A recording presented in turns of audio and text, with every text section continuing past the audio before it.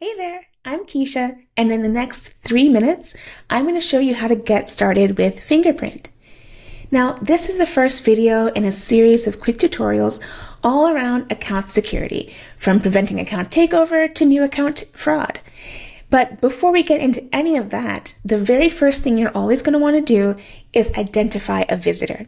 So let's see how we can use Fingerprint to get a visitor ID. Here we have a basic login page that I want to protect with Fingerprint. And here we have the relevant JavaScript. Now, the very first thing we need to do is actually import and load the Fingerprint client agent. So right here at the very top of this JavaScript file, right when the page loads, I want to import that library.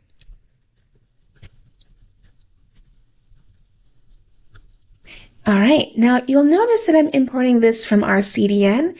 For a production application, you're definitely going to want to use your own subdomain with a proxy integration for the highest accuracy. Next, I'm going to need my public API key, which you can find in the Fingerprint dashboard. You can sign up for a free trial.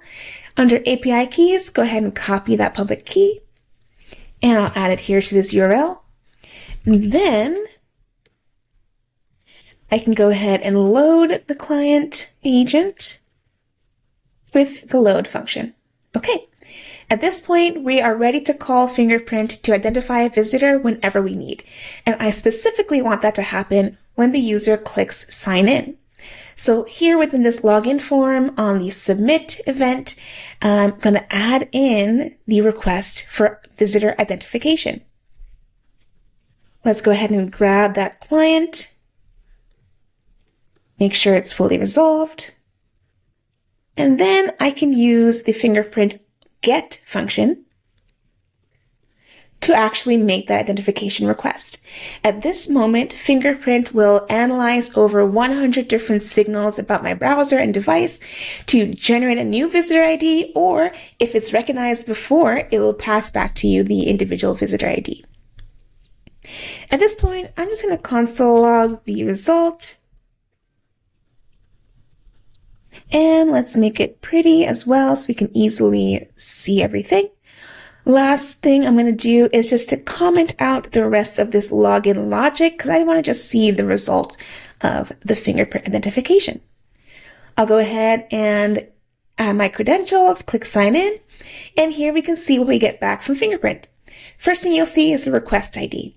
This ID is unique to each and every request. So if I click sign in again, you'll see we get a different request ID. Then we have the confidence. This is how confident Fingerprint is in its identification and recognition of the visitor. Then we can see that this visitor has been seen by your account before in the past.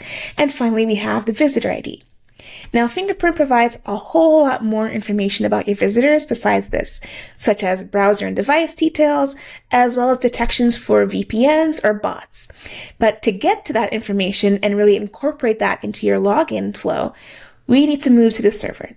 But I think that's enough for right now. We're going to wrap up this video for this moment. You can see how to get that visitor ID. And if you want to see more on how to incorporate it into this login flow, take a look at the next video. Take care.